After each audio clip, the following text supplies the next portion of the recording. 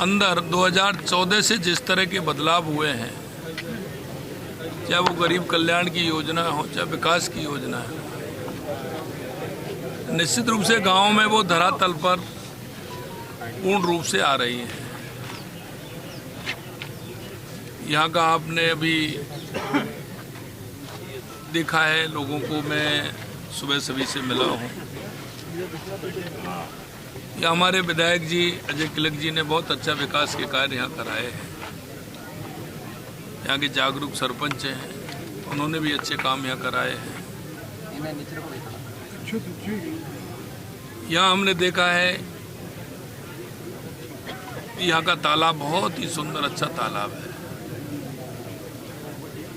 उस तालाब को हम कैसे स्वच्छ और सुंदर एक सरोवर का रूप दे सकते हैं, उसके लिए हमने निर्देशित किया है कि उस तालाब को सुबह लोग यहाँ घूमने आए, यहाँ अच्छे पेड़ लगे, वृक्षारोपण हो, वहाँ लोगों को सुबह तालाब के किनारे बैठने के लिए व्यवस्थित हो और हमारा पर्यावरण स्वच्छ और सुंदर हो।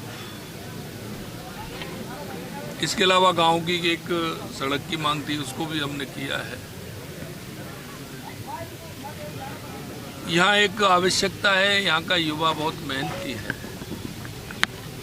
कर्मठ है, युवा के अंदर टैलेंट है।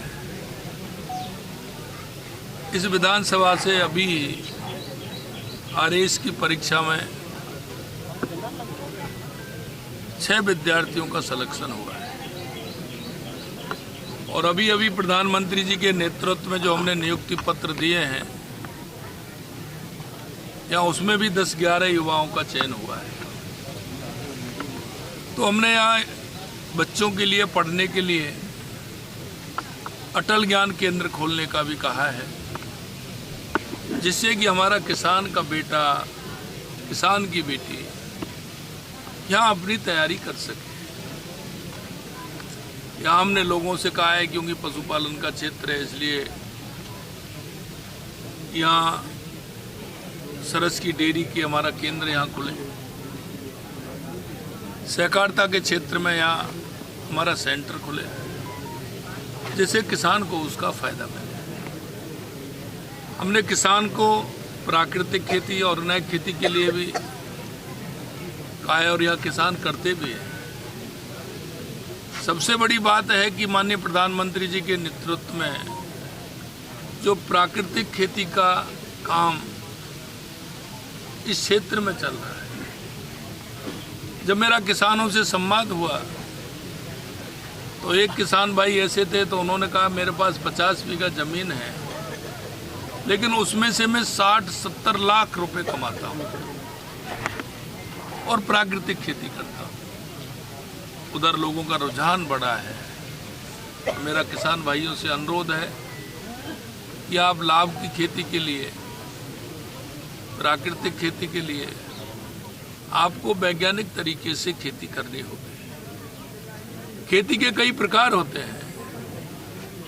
खेती करते हैं तो हमें किसकी खेती करनी चाहिए? हमें फलों की तरफ जाना चाहिए, हमें दलहन की तरफ जाना चाहिए, तिलहन की तरफ जाना चाहिए। तो यहाँ का किसान जागरूक है, वो उसके लिए जा रहा है। आज इस गांव में मेरे को सभी युवा, महिला, किसान, मजदूर सभी से मिलने का मौका मिला है और हम चाहते हैं कि माननीय प्रधानमंत्री जी के नेतृत्व में विकसित भारत 2047 और विकसित राजस्थान 2047 का आगाज मेरे गांव से प्रारंभ हो।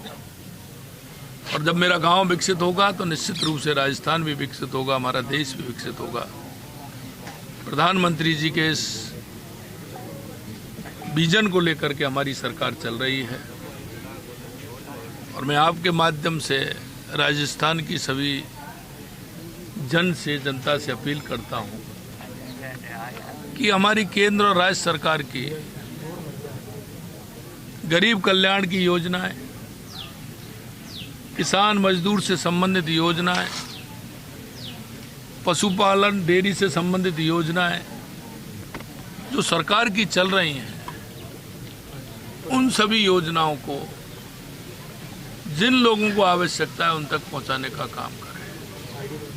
आपके माध्यम से हमारी केंद्र और राज्य सरकार की डबल इंजन की सरकार की योजना का लाभ आम जन तक पहुंचे, आम जन उसका फायदा ले और उनका जीवन स्तर ऊपर उठे, ये माननीय प्रधानमंत्री जी का विजन है। निश्चित रूप से राजस्थान में हमारी डबल इंजन की सरकार इस विजन को लेकर के चल रही है और हम हर गांव वासी से, हर किसान मजदूर से यही अपेक्षा करते हैं वो सरकार की योजनाओं का फायदा लेकर के अपने जीवन स्तर को ऊंचा उठाए, आर्थिक रूप से वो सशक्त हो और हमारा भारत दुनिया में पहले नंबर का देश बने। ये माननीय प्रधानमंत्री जी का जो सपना है वो निश्चित रूप से पूरा होगा। आपके माध्यम से मैं सभी ग्रामवासियों को, विधानसभा और जिला वासियों को बहुत बहुत शुभकामनाएं और बधाई देता हूँ। यही कल से मैं लगातार यहाँ हूँ। कल हमारे जो लाइमस्टोन का सबसे बड़ा केंद्र है गोटन, अमृत भारत स्टेशन में माननीय प्रधानमंत्री जी के नेतृत्व में बहुत ही अच्छा सुंदर स्टेशन वो बना है, जो यहाँ के लोगों ने कल्पना भी नहीं की होगी, इतना सुंदर बना है। कल माननीय प्रधानमंत्री जी ने उसका उद्घाटन किया है और आज मैं इस देगाना गांव के तिलानी गांव में हूँ। मुझे विश्वास है कि माननीय प्रधानमंत्री जी के नेतृत्व में निश्चित रूप से हमारा भारत विकसित भारत बनेगा।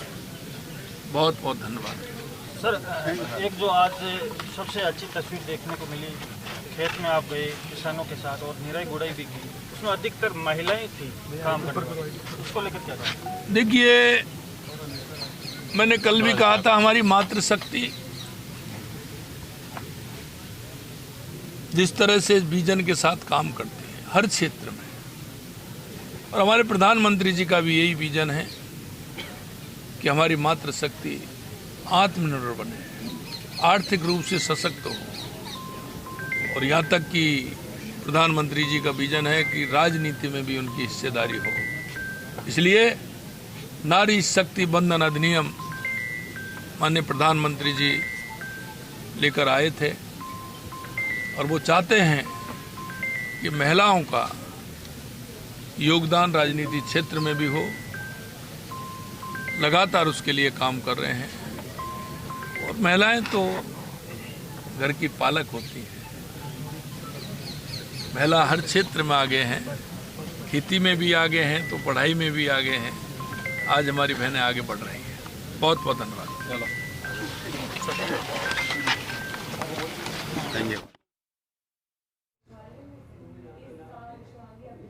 तो देगाना के तिलानेश में मुख्यमंत्री भजनलाल शर्मा आज मॉर्निंग वॉक पर निकले और मेड़ता में मुख्यमंत्री के मॉर्निंग वॉक की कई यादगार तस्वीरें भी सामने आई और इस दौरान संदेश भी मुख्यमंत्री का मेला की धरती से सुनने को मिला।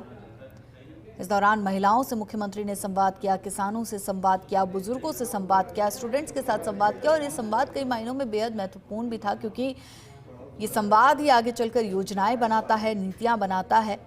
और ये भी जानना बेहद आवश्यक था कि उन योजनाओं का लाभ समाज के अंतिम छोर के व्यक्ति को मिल रहा है या नहीं।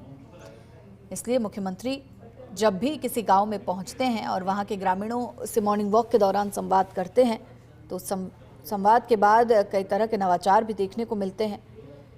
मुख्यमंत्री इस दौरान अपने अनुभव भी साझा करते हैं और ग्रामीणों के अनुभव भी सुनते हैं।